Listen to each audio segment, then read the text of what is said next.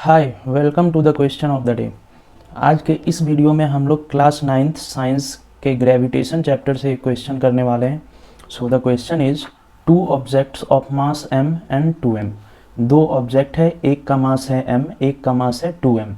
ठीक है, dropped simultaneously means एक साथ ड्रॉप्ड किए गए from Heights h1 and h2 respectively.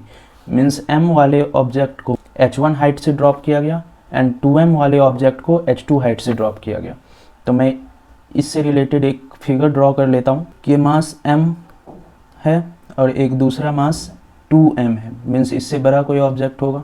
दोनों को ड्रॉप किया गया, इसको हाइट h1 से, तो हाइट कहाँ से लेते हैं? ग्राउंड से। ये हमारा ग्राउंड है, यहाँ से हाइट h1 पर ये ऑब्जेक्ट रखा हुआ है और हाइट h2 पर ये ऑब्जेक्ट। दोनों को इसको यहाँ से ड्रॉप किया गया, 2m वाले को हाइट h2 से ड्रॉप किया गया। तो find out the ratio of time they would take in reaching the ground. तो दोनों का टाइम का रेशियो क्या होगा? इसमें जो टाइम लगा होगा उसको मैं t1 सपोज कर लेता हूँ। इसमें 2m वाले ऑब्जेक्ट को h2 हाइट से ड्रॉप करने पर जो टाइम ग्राउंड को टच करने में लगा होगा वो टाइम t2। तो t1 और t2 का रेशियो फाइंड करना है, मीन्स t1 रेशियो t2, ये आपको फाइंड करना है इसमें। तो यहाँ पर अगर आप देखो तो हमें ये पता है कि इसको m वाले ऑब्जेक्ट को हाइट h1 से ड्रॉप किया गया, मतलब इनिशियल वेलोसिटी इसका क्या होगा? 0 होगा। और इसको भी 2m वाले ऑब्जेक्ट को भी ड्रॉप किया गया, मतलब इस समय इसका इनिशियल वेलोसिटी भी 0 होगा, मतलब रेस्ट से दोनों मोशन में आ रहा है, तो initial velocity 0। And distance covered by m mass is h1, means s equals to h1। और इसमें distance covered by 2m mass is h2, means s is h2।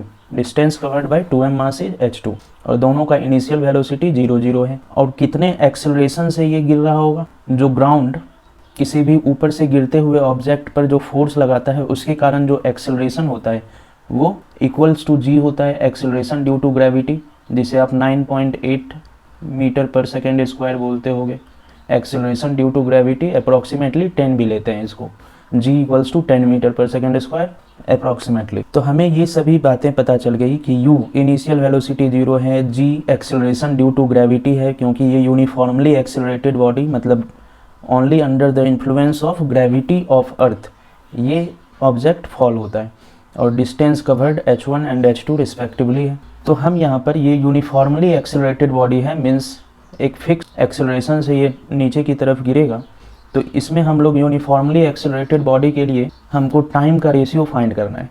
तो उसके लिए हम सेकेंड इक्वेशन ऑफ मोशन का यूज कर सकते हैं।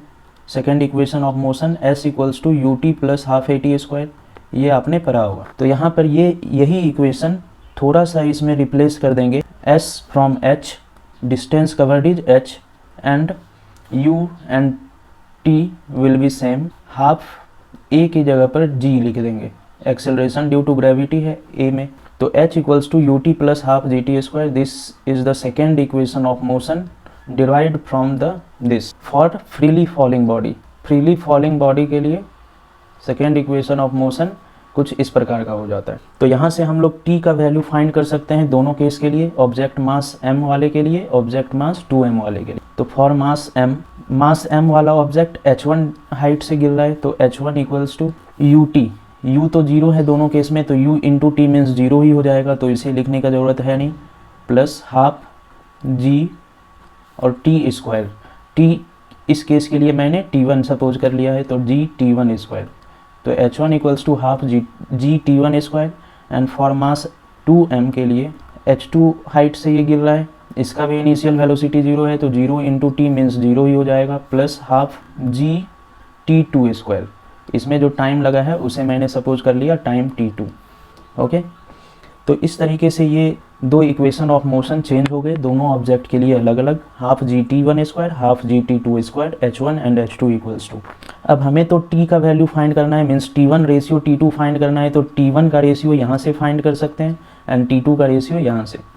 तो t1 स्क्वायर इक्वल्स टू, अगर आप यहाँ से देखोगे तो t1 स्क्वायर को अगर मैं इधर ही रहने दूँ, मतलब एक साइड में t1 स्क्वायर रहने दूँ, इक्वल्स टू क्या हो जाएगा? g उधर जा कर के डिवाइड होगा और 2 h1 के साथ जा कर के मल्टीप्लाई, तो 2h1 अपॉन g ये हो जाएगा। वैसे ही t2 स्क्वायर को मैं एक साइड फिक्स कर दूं क्योंकि हमें तो t2 का वैल्यू फाइंड करना है, तो t2 स्क्वायर इक्वल्स टू जी इधर जा कर के डिवाइड होगा क्योंकि T2 के साथ ये मल्टीप्लाई में है RHS साइड में, तो H2 के साथ डिवाइड हो जाएगा जी, एंड 2 T2 स्क्वायर के साथ डिवाइड में है तो इधर जा कर के मल्टीप्लाई हो जाएगा 2H2 अपॉन जी। ये हो गया T1 square and T2 square. हमें क्या फाइंड करना है फिर से, दोनों रेशियो का टाइम, दोनों टाइम्स का रेशियो, जो T1 लगा होगा जो T2 लगा होगा, दोनों टाइम्स का रेशियो।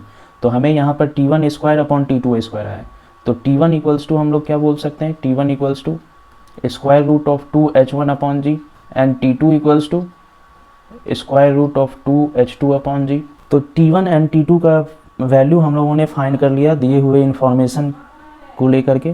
तो अब हम लोगों को इन दोनों का रेशियो फाइंड करना है। तो रेशियो फाइंड करेंगे T1 upon T2 equals to square root of 2H1 upon g square root of 2H2 upon g. दोनों में स्क्वायर रूट है तो स्क्वायर रूट सिंगल ले सकते हैं, 2H1 अपॉन जी अपॉन 2H2 अपॉन जी। अब जब भी इस तरीके का फ्रैक्शन होता है, मतलब ये यहाँ पर डिवाइड का साइन है, जो मेन डिवाइड का साइन है ये है, तो 2H2 अपॉन 2H2 इस जी से मल्टीप्लाई होगा और ये जी ऊपर जा कर के मल्टीप्लाई होगा, तो मीन्स 2H1 जी स्क्वायर रूट के अंदर क्या हो जाएगा, ये जी 2H1 के साथ मल्टीप्लाई होगा तो जी इंटू 2H1 अपॉन जी इंटू 2H2। मीन्स दोनों के साथ जी तो आ ही गया, तो हम इसे कैंसिल कर सकते हैं, इस जी को इस 2 को, तो स्क्वायर रूट के अंदर क्या रह जाएगा, H1 अपॉन H2। तो यही आपका फाइनल आंसर हो जाएगा, दोनों टाइम्स का ratio T1 ratio T2 equals to square root of H1 upon H2। This is your final answer, दोनों रेशियो का टाइम, ये आंसर आ गया। इससे हमें क्या समझ में आ रहा है, इससे हमें यही समझ में आ रहा है कि जब भी कभी हम ऑब्जेक्ट का मास कुछ भी रखें, ऑब्जेक्ट का मास कुछ भी रखें, अगर उसको दो अलग अलग हाइट से ड्रॉप करते हैं, फ्री फॉल करवाते हैं, मीन्स उसके ऊपर कोई भी फोर्स नहीं लगाते हैं, only under the influence of gravitational force उसको ऊपर से नीचे की तरफ छोड़ देते हैं, तो उसमें जो टाइम लगेगा वो डिपेंड करेगा ओनली ऑन हाइट्स। अलग अलग हाइट से अगर उन दोनों ऑब्जेक्ट को ड्रॉप किए तो उसके मास पर वो कुछ भी डिपेंड नहीं करेगा कि कितने टाइम में गिरेगा, ठीक है। अगर 10 kg का लो, 20 kg का लो, तो उस पर कुछ भी डिपेंड नहीं करेगा, हाइट पर डिपेंड करेगा। और वो हाइट पर इस तरह से डिपेंड करेगा, सपोज मैं m वाले ऑब्जेक्ट को 16 मीटर से ड्रॉप करता हूँ और इसको 25 मीटर से, 2m वाले ऑब्जेक्ट को, ठीक है, तो उसमें जो टाइम लगेगा वो T1 अपॉन T2 का देखिए रेशियो क्या हो जाएगा, T1 अपॉन T2 का square root of 16 square root of 25 means 4 upon 5। ये आ गया T1 अपॉन T2 का रेशियो। मतलब जिस ऑब्जेक्ट को 16 मीटर से ड्रॉप किए उसको गिरने में 4 सेकेंड का टाइम लगेगा, जिस ऑब्जेक्ट को 25 मीटर से ड्रॉप किए उसको गिरने में 5 सेकेंड का। मीन्स हम कह सकते हैं कि 16 का स्क्वायर रूट ये है, 25 का स्क्वायर रूट ये है। मतलब जितने भी हाइट से ड्रॉप करेंगे सिर्फ उसके स्क्वायर रूट के बराबर का टाइम लगेगा उसको नीचे ड्रॉप होने में। बस यही कंक्लूजन है इस क्वेश्चन को समझने के बाद। इस तरीके का कोई भी क्वेश्चन आए आप इस तरीके से सॉल्व कर सकते हो। आई होप ये क्वेश्चन आप लोगों को क्लियर होगा। अगर आप लोगों के पास कोई और भी इसी टाइप से क्वेश्चन हो तो आप कमेंट में लिख सकते हो, मैं उसे next question of the day video की सीरीज़ में उसे इनकॉर्पोरेट कर लूँगा।